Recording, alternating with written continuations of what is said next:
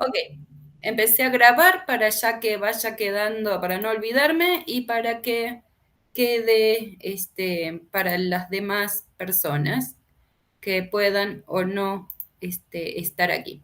Ok, entonces vamos a ir comenzando despacito. Voy a hacer un breve repaso de la clase anterior por las dudas para enganchar con historia y conciencia de clases.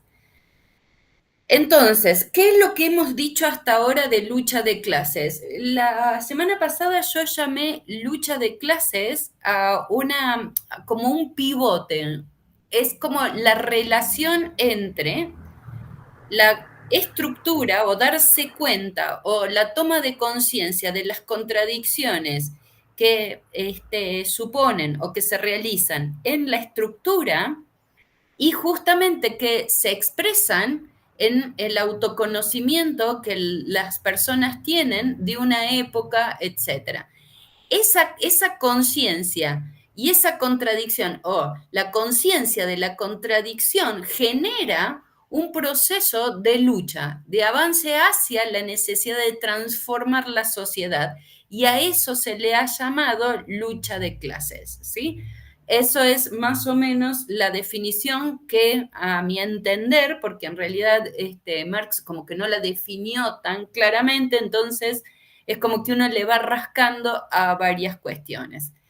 Luego, otra de las cosas que dijimos es que la lucha de clases, esto ya lo dijimos desde el primer día, pero por las dudas, es la guerra de los oprimidos, ¿sí? La guerra de los oprimidos es la lucha de clases.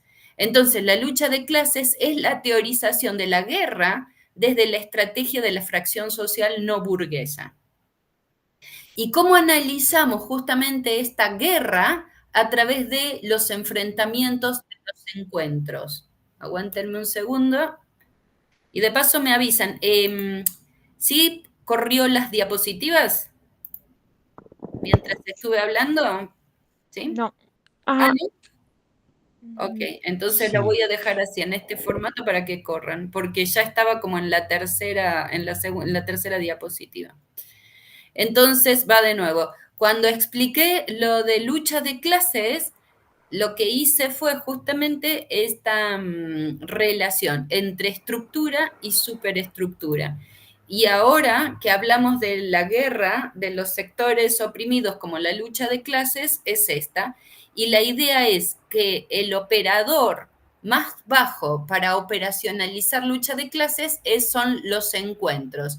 Esto lo habíamos visto desde la teoría de la guerra, ya lo hemos visto varias veces, pero entonces, ¿qué es un encuentro? Son todas las acciones que uno podría considerar, bueno, estas son acciones que se hicieron, que son acciones de lucha y que tienen que ver justamente con estos encuentros. El punto es, que es lo que dijimos la clase pasada, que hay que armar una matriz previa de estas acciones, de estos encuentros, para generar un avance en la conceptualización y llegar como punto de llegada a una comprensión acerca de cómo está la lucha de clases en un periodo determinado. Todo puede ser visto como lucha de clases. El punto es que la lucha de clases es abiertamente revolucionaria y ahora lo vamos a ver con Lukács, cuando conciencia y práctica se unen, se unifican en un objetivo que es justamente la revolución, que es la transformación, si se quiere, revolucionaria de la sociedad, ¿sí? Esta idea de que la transformación revolucionaria de la sociedad fuese comunista o socialista, digo, ahora no va a ser la discusión. Yo creo que eso limita nuestra discusión y sin embargo podríamos pensar en una transformación, en otro tipo de transformación de la realidad. Pero bueno, más allá de esa discusión, ¿cuál es la matriz? ¿Qué es lo que ustedes tienen que completar para analizar las luchas que ustedes han elegido como lucha de clases? Es esto. Hay que completar una matriz donde se ponga la fecha, el lugar, qué acción realizan, quiénes realizan la acción, ¿sí? Si un sujeto, un individuo, un colectivo, un grupo, como sea, y cuál es el objetivo de la acción, qué es lo que buscan realizar. inmediatamente uno no tiene, vamos a hacer la revolución, ¿sí estamos de acuerdo? O sea, por eso digo que un sentido ascendente o descendente de una actividad de lucha le corresponde más bien al investigador determinarlo si es una, una lucha de clases o, perdón, un sentido ascendente, es una lucha revolucionaria o no, ¿sí? La gente, como ahora vamos a ver con Lukács, no tiene inmediatamente conciencia real de su posición de clase o tiene en general una falsa conciencia, pero ahora eso lo vamos a ver.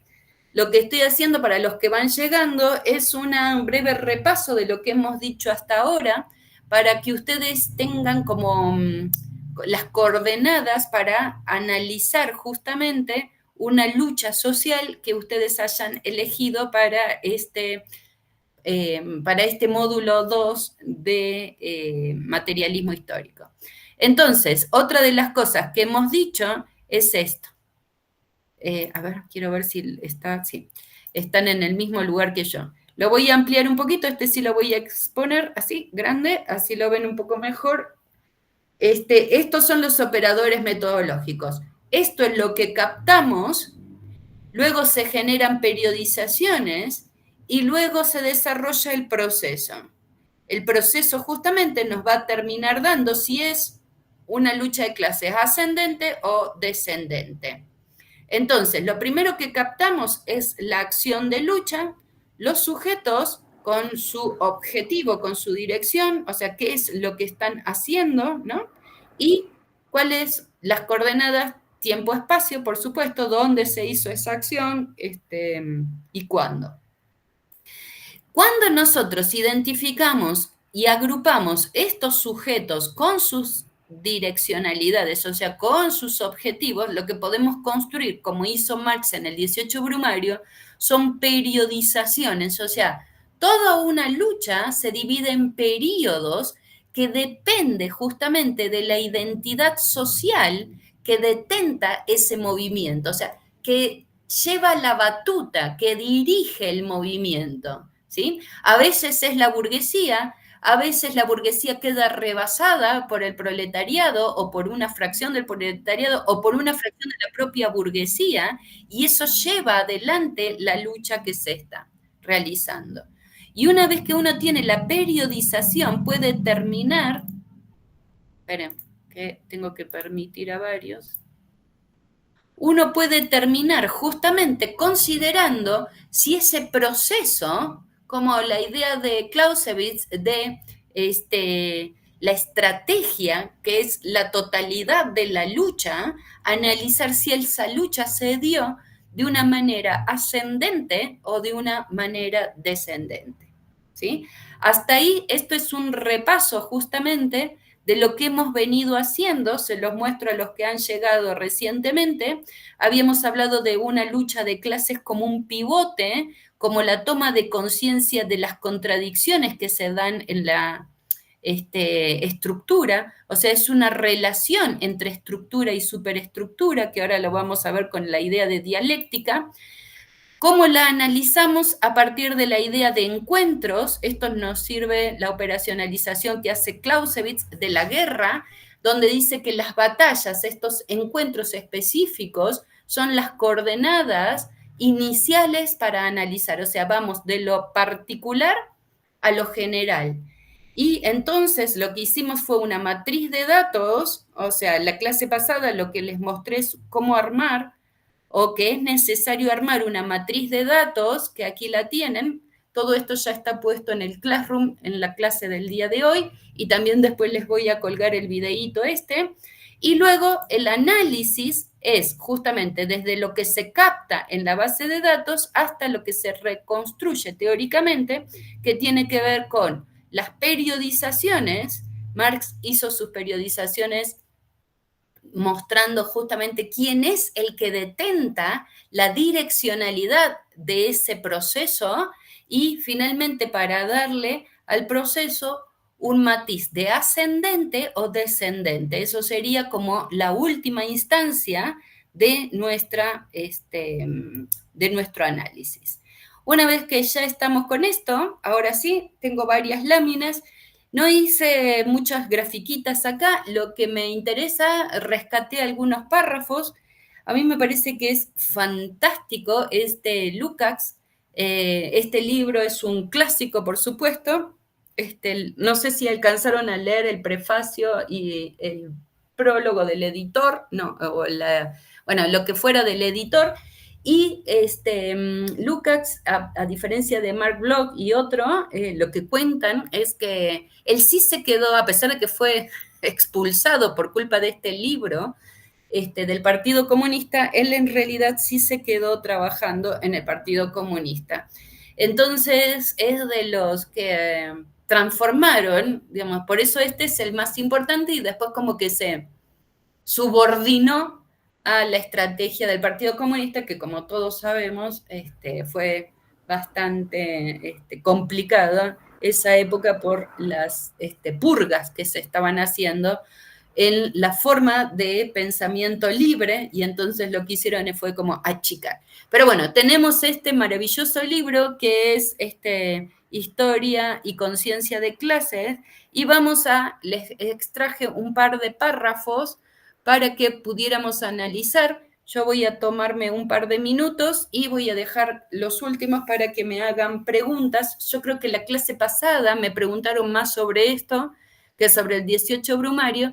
Entonces ahora aclarar algunas cosas tal vez que no quedaron del todo aclaradas la semana pasada. Entonces, lo que Lukács propone justamente es, lo voy a decir primero con mis propias palabras y después lo analizamos con las palabras de Lukács, que es lo que a mí me gusta más, la forma de trabajar. Pero bueno, para hacer como una síntesis previa, él propone que la dialéctica materialista o el materialismo dialéctico es la metodología adecuada y fundamental para avanzar en el conocimiento justamente de no sé si Lukács se pondría mal cuando yo digo esto, pero de las leyes que rigen el avance de las distintas formaciones sociales. O sea, si nosotros queremos conocer realmente el proceso revolucionario de la sociedad, lo que tenemos que hacer es conocerlo a través de la dialéctica materialista o el materialismo dialéctico, digamos, que forma parte del método ortodoxo del marxismo. ¿Sí? Esto sería como mi resumen de Lukács. Entonces dice así: el marxismo ortodoxo no significa, por tanto, una adhesión sin crítica a los resultados de la investigación de Marx, no significa un acto de fe en tal o cual tesis, ni tampoco la exégesis de un libro sagrado, aunque en muchas épocas históricas se ha hecho un poco eso.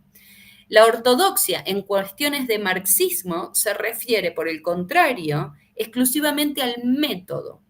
Implica la convicción científica de que con el marxismo dialéctico se ha encontrado el método de investigación justo, de que este método solo puede desarrollarse, perfeccionarse, porque todas las alternativas de superarlo mejoraron, tuvieron y no pueden dejar de tener otro efecto que hacerlo superficial, banal, ecléctico. Con lo cual, según él, hay que quedarse con el método del marxismo dialéctico.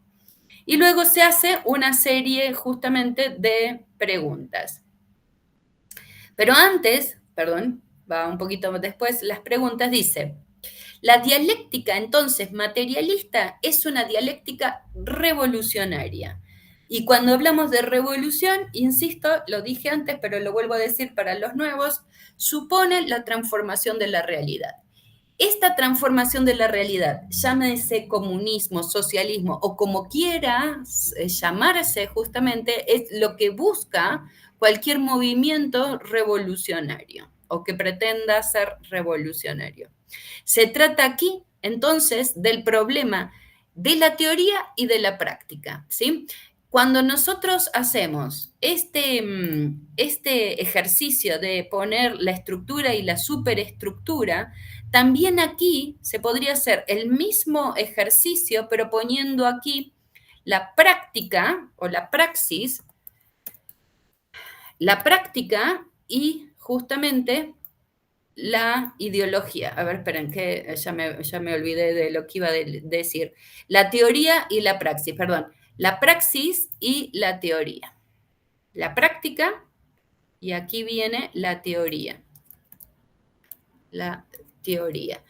Lo que quiero decir con esto es que justamente práctica y teoría, o sea, todas las formas del marxismo generan justamente esta dualidad. Práctica y teoría, la fusión sería justamente la praxis. O sea, así se entiende esta idea.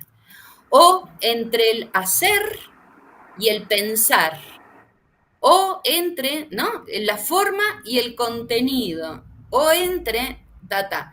Todo esto es, en filosofía le han dicho tesis, antítesis y síntesis, ¿sí? A mí realmente no me gusta trabajar con esas categorías porque, de nuevo, se hacen banales, se hacen superfluas.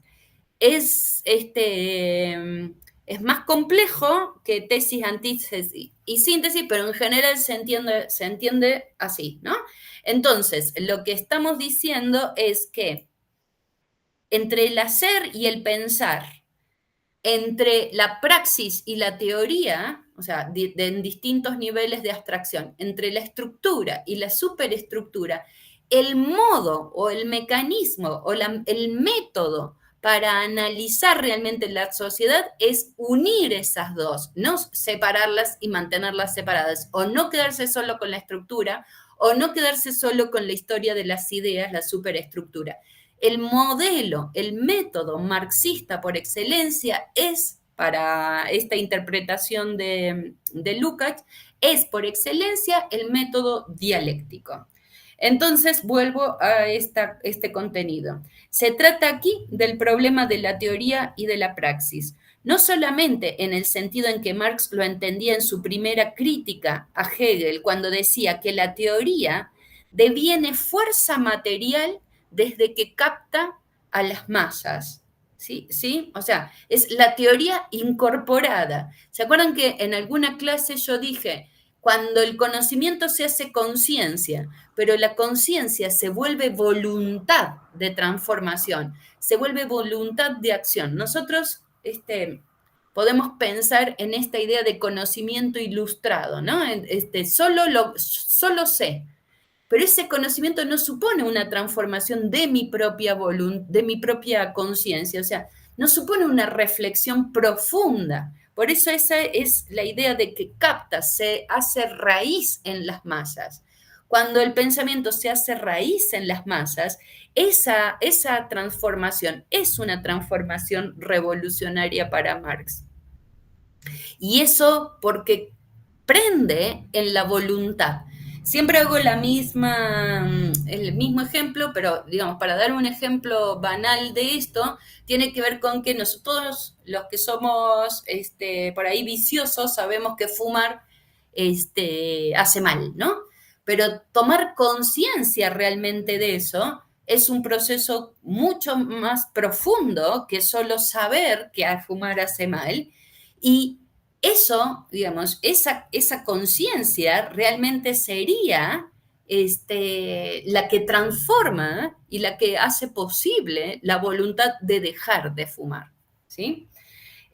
Insisto, es profundamente moderna esta idea, siempre lo voy a decir, porque supone que nosotros tenemos la posibilidad de transformar, ¿no?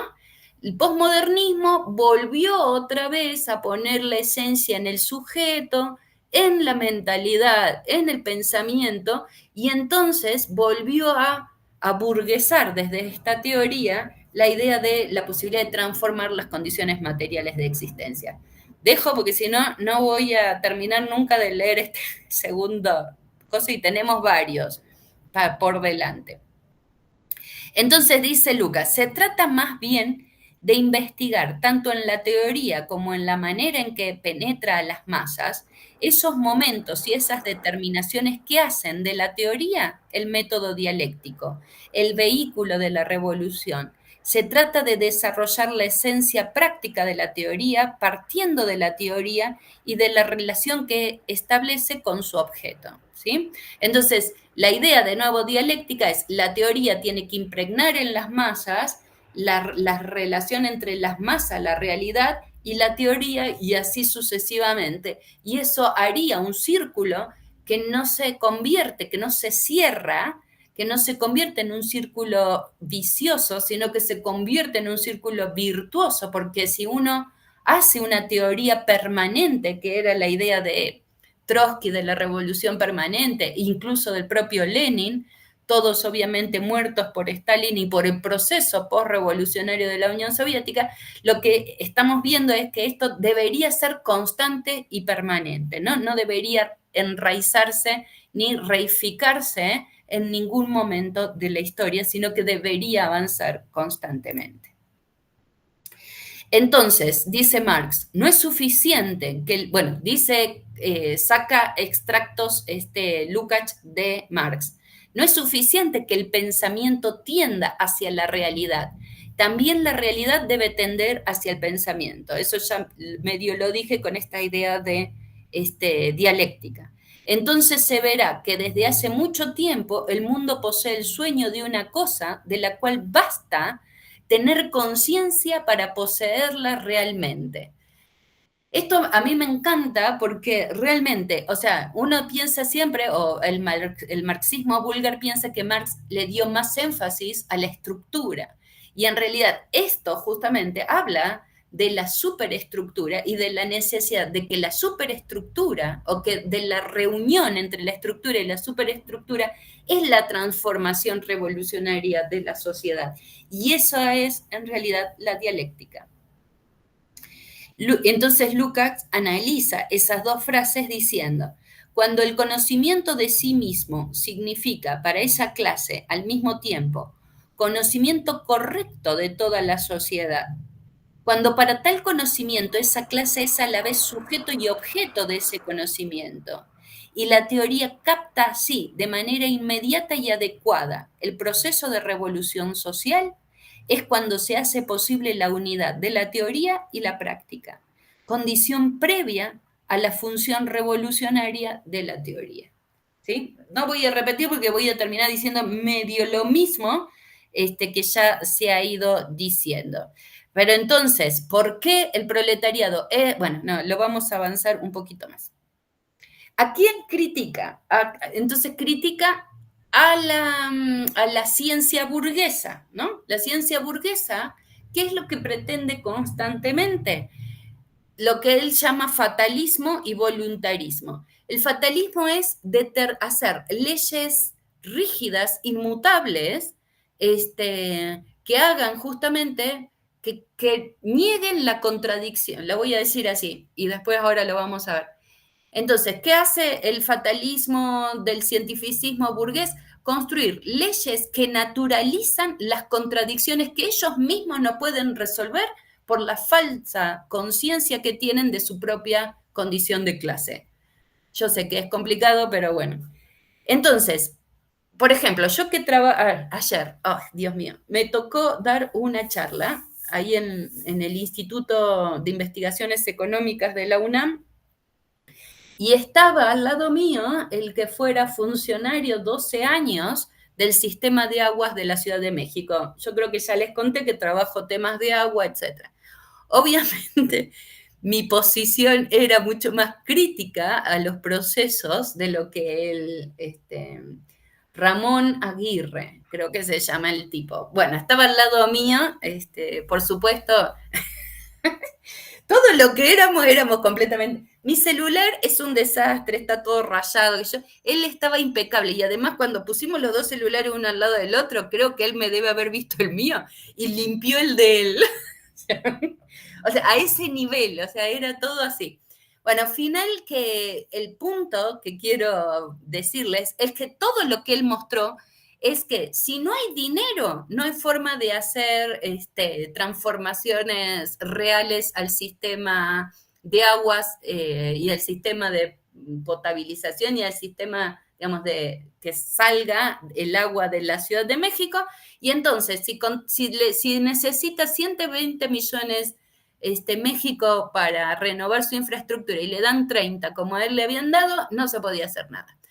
Entonces, es como a esta idea, digamos, yo le llamo el fatalismo del cientificismo burgués, o también considerar que no tenemos agua porque no hay agua, o sea, porque hay escasez hídrica.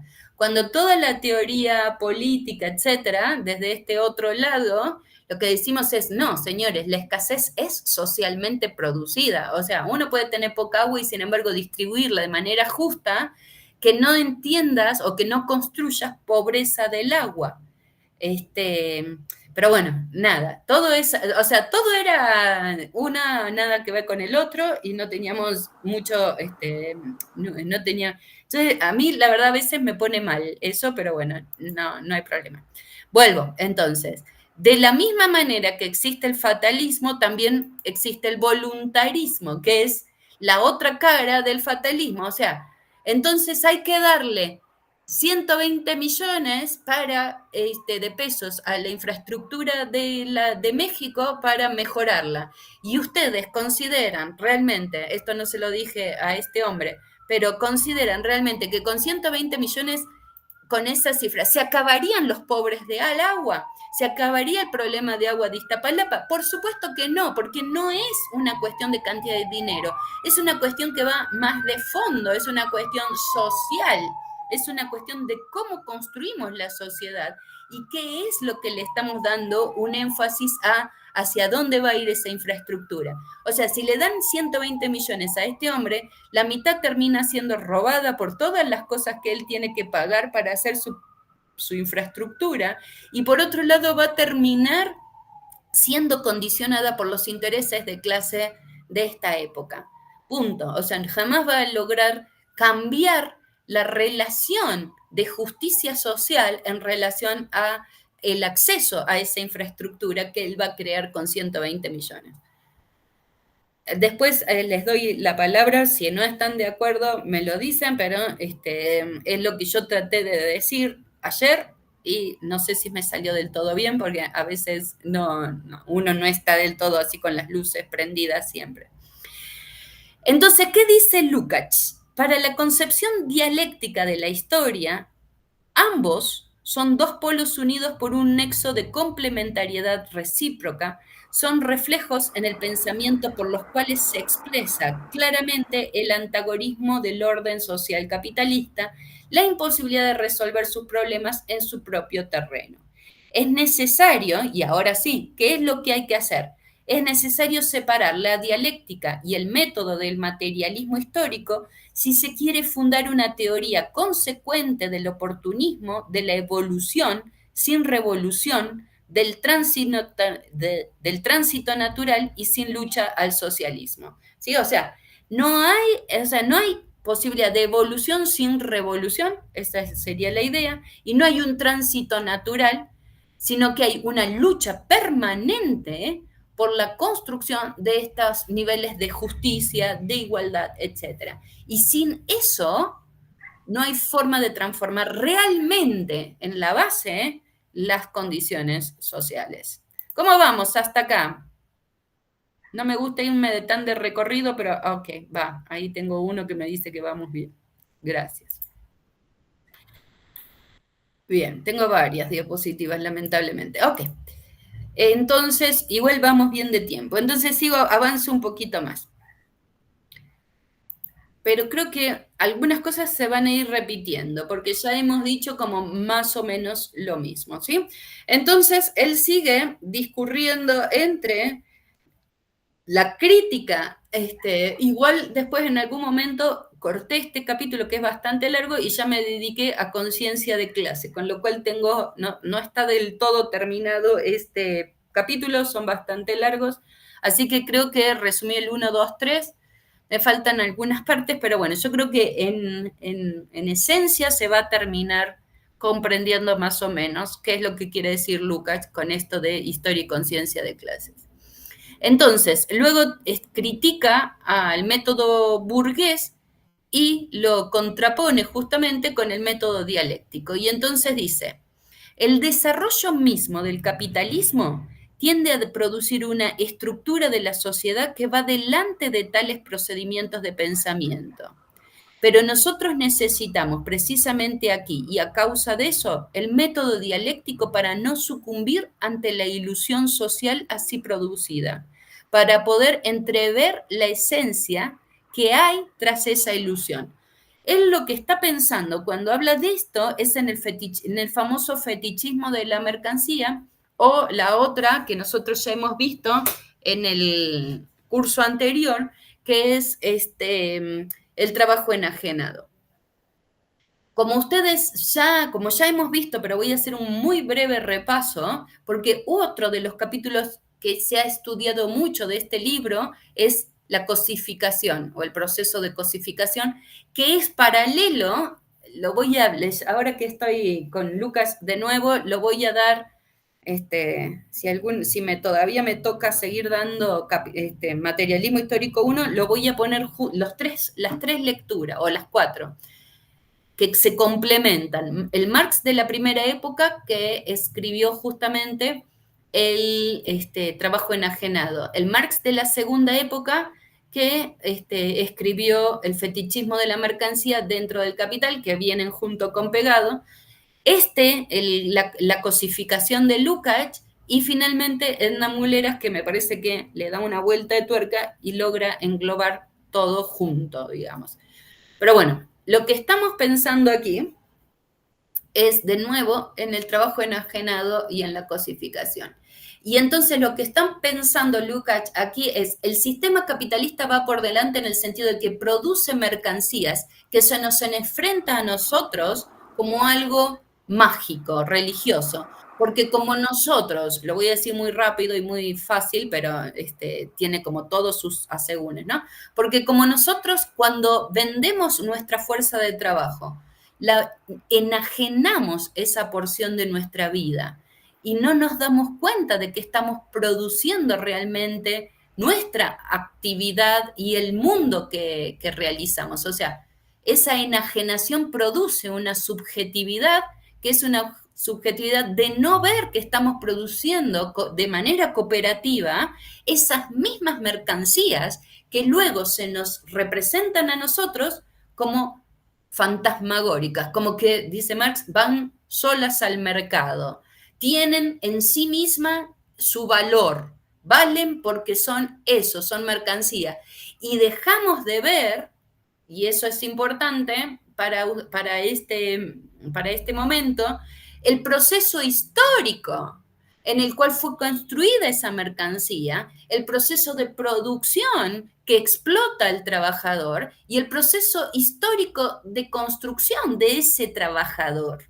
Si nosotros perdemos de vista toda la historia, para Lukács eso es justamente que nosotros nos cosificamos, o sea, eso es, somos profundamente fetichistas y justamente por eso tenemos esta idea de falsa conciencia, ¿sí? O sea, la falsa conciencia sería la incapacidad de observarnos a nosotros como clase, pero también por esa incapacidad es por la que nosotros no podemos pensar en la transformación histórica de esa relación de clase social, ¿sí? Más o menos así. O sea, entonces el capitalismo produce ilusiones y lo que hay que hacer es un análisis dialéctico con el método dialéctico para tratar de evitar en nosotros estas ilusiones, ¿sí? O sea, para poder analizar bien hay que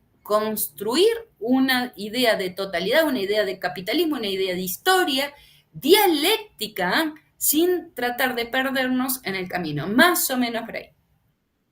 Entonces dice Lukács, el carácter fetichista de las formas económicas, la cosificación de todas las relaciones humanas, la extensión creciente de una división del trabajo que autonomiza abstracta y racionalmente el proceso de producción sin preocuparse de las posibilidades y de las capacidades humanas de los productores inmediatos, transforma los fenómenos de la sociedad y con ellos su percepción. Surgen hechos aislados, conjuntos de hechos aislados, sectores particulares que tienen sus propias leyes, la teoría económica, la teoría del derecho, etcétera, que parecen ser ya, en su apariencia inmediata, ampliamente elaborados para semejante estudio científico. Eso es, o eso sería el empirismo, y eso se combate con el método dialéctico. Entonces, este estudio empirista de la realidad supone justamente la no observación del hecho histórico que lo produce y por lo tanto este método dialéctico que está proponiendo Lukács como una forma ortodoxa de ser marxista, lo desenmascara y haría como una cosa más real, más ajustada a la realidad. Entonces, en efecto, si la estructura interna de los hechos, la estructura de sus relaciones son captadas en su esencia misma y de una manera histórica, es decir, como implicadas en un proceso de revolución ininterrumpida, es necesario preguntarse verdaderamente cuándo se comete la mayor inexactitud científica. ¿Será cuando capto los hechos de una forma de objetividad dominada por leyes tales de las que debo tener certeza? Perdón, ¿debo tener certeza metodológica de la que ya no son válidas para esos hechos? ¿O será cuando deduzco conscientemente las consecuencias de esa situación, cuando adopto desde el principio una actitud crítica ante la exactitud así lograda y cuando dirijo la atención a los momentos en que esa esencia histórica, esa modificación decisiva se manifiesta realmente? O sea, esta es la idea. Cuando yo digo, bueno, últimamente ando diciendo todo el tiempo que lo que se está anulando en esta época de la sociedad, en esta época del capitalismo absoluto, como se, es el pensamiento crítico. Pero entonces, ¿qué sería el pensamiento crítico? Es justamente esta segunda opción, deducir las consecuencias, conscientemente las consecuencias de la situación, cuando se adopta una situación crítica ante las verdades, cuando en realidad estoy siendo consciente de la época histórica desde la cual estoy pensando. Por eso, desde el principio de este curso, lo que hicimos fue justamente esta idea de el ejercicio de la adivinanza de Foucault, justamente, y lo que nos enseña esta adivinanza es que lo que estamos pensando y observando como fuente, si se quiere, de análisis, la estamos observando con nuestros lentes históricos, ¿sí? O sea, eso fue una de las ideas también de este ejercicio. Entonces, es preciso someter a los hechos un tratamiento histórico dialéctico. Entonces, ¿cuál es la relación dialéctica? ¿Qué es lo que hay que hacer? ¿Cómo lo vamos a hacer?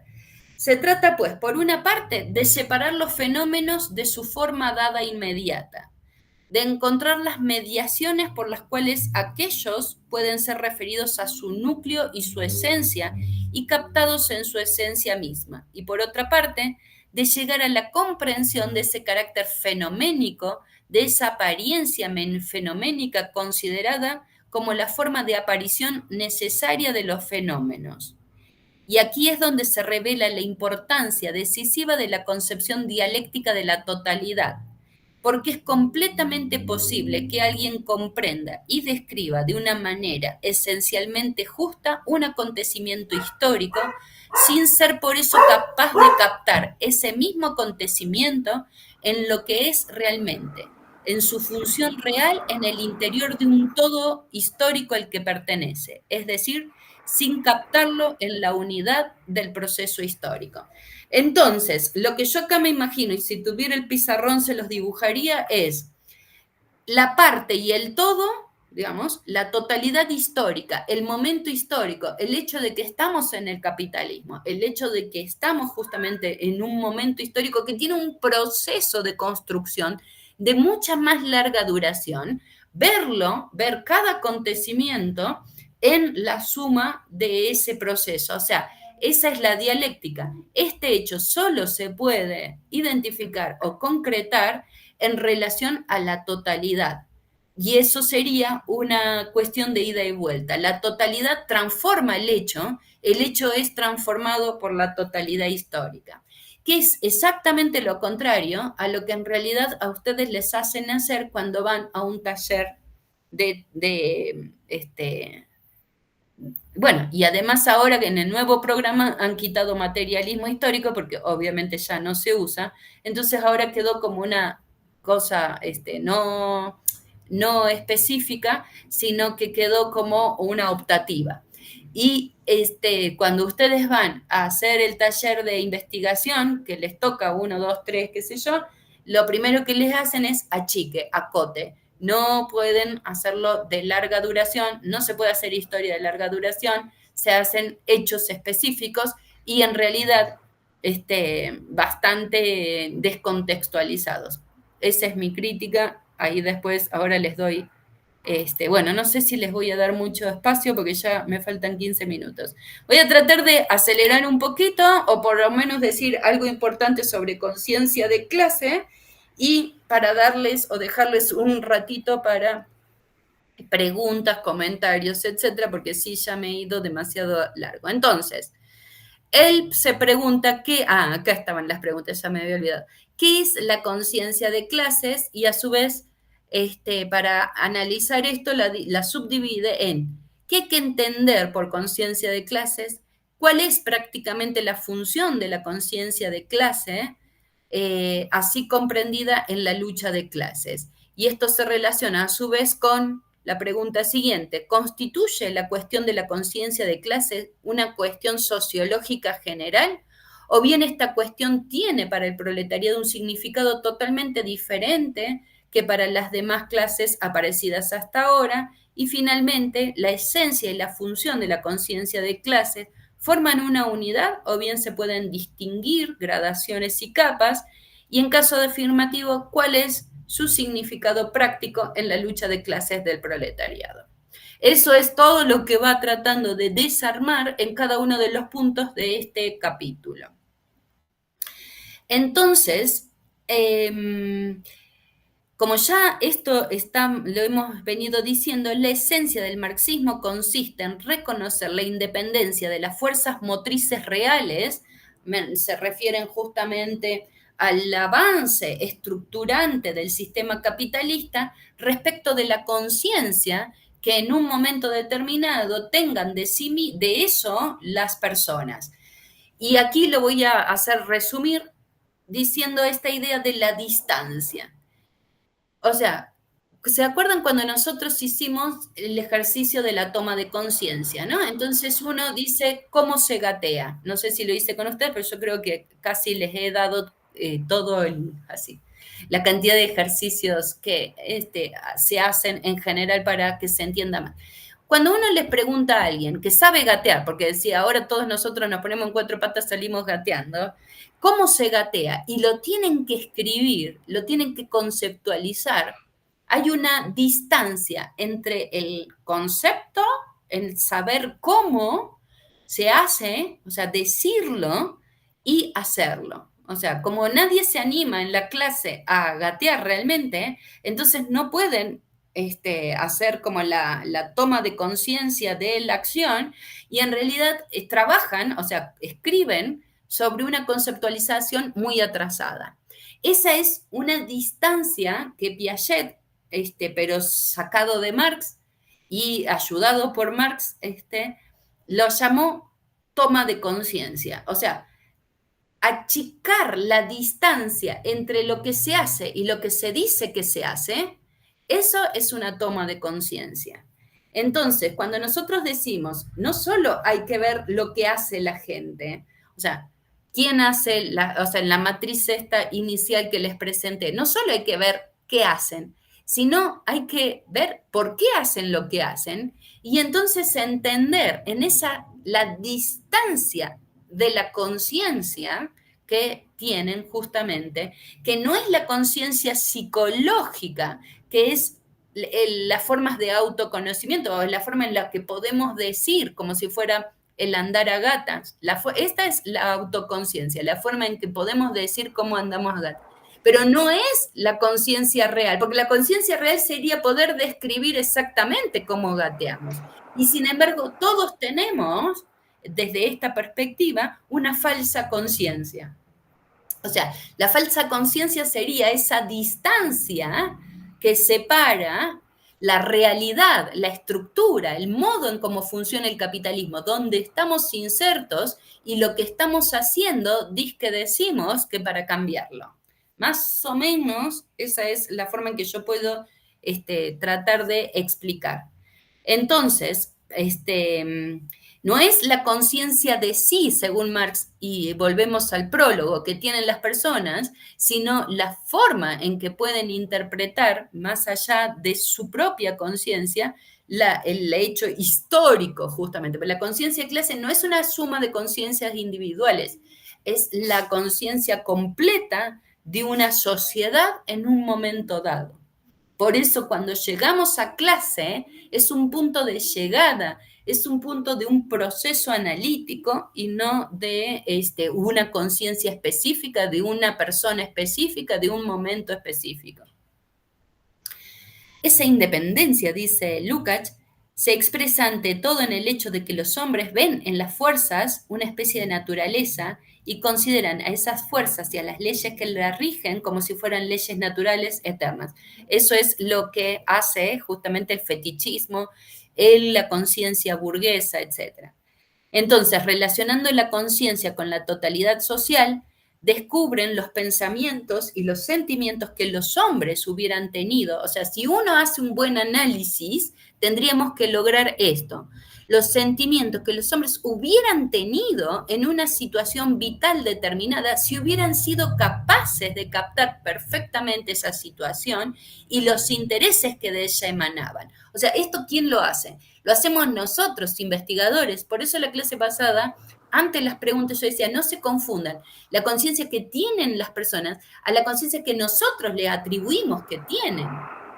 O sea, hay que separar el nosotros de ellos para poder hacer el análisis. Sigo un poquito más porque si no, no me va a alcanzar. Y ya casi no les voy a dar la palabra, pero bueno, creo que me quedan, todavía me quedan varias. Entonces, la reacción racional adecuada, que de este modo debe ser adjudicada a una situación típica determinada en el proceso de producción, es la conciencia de clases. Esta conciencia no es, pues, ni la suma, ya lo hemos dicho, ni la media de lo que piensan, sienten los individuos, y sin embargo, la acción históricamente decisiva de la clase como totalidad es determinada en último análisis por esa conciencia y no por el pensamiento, etcétera, del individuo. Esa acción solo puede ser conocida partiendo de esa conciencia. O sea, cuando uno llega, yo lo interpreto así, cuando uno llega al momento del proceso de entender si la lucha es ascendente o descendente, no estamos pensando en la conciencia de un individuo, estamos pensando en la conciencia de una época y de un grupo social, de una fuerza social que intenta hacer una transformación de la sociedad. Entonces, aquí tenemos todo lo de la falsa conciencia. Y ya me voy a llevar estas cosas, así que estoy tratando de hacer rápido, pero no me sale, así que lo siento, una disculpa. Esta determinación señala de inmediato la distancia, ahí estamos hablando de la distancia que les expliqué hace un ratito, que separa a la conciencia de los pensamientos empíricos efectivos, de los pensamientos sociológicamente descriptibles, explicables que se forman los hombres acerca de su situación. Sin embargo, no debemos quedar en esa simple constatación de la distancia, ni siquiera limitarnos a señalar de una manera general y formar las conexiones que se derivan. Más bien, hay que buscar si esa distancia es diferente según las clases sociales, según las relaciones diferentes que ellas mantienen con la totalidad económica y social de la cual son miembros, y hasta qué punto es bastante grande esa diferencia para que ella emanen diferencias cualificativas, lo que significan prácticamente para el desarrollo de la sociedad. Esas relaciones diferentes entre la totalidad económica objetiva, conciencia de clases adjudicada y pensamientos sociológicos reales de los hombres sobre su situación vital. Y por lo tanto, ¿cuál es la función histórica práctica de esa conciencia de clases? Y yo le añadiría en un momento determinado de la historia. Luego habla, yo a eso me lo salté un poco porque si no, de nuevo iba a ser demasiado largo y finalmente fue demasiado largo esta clase.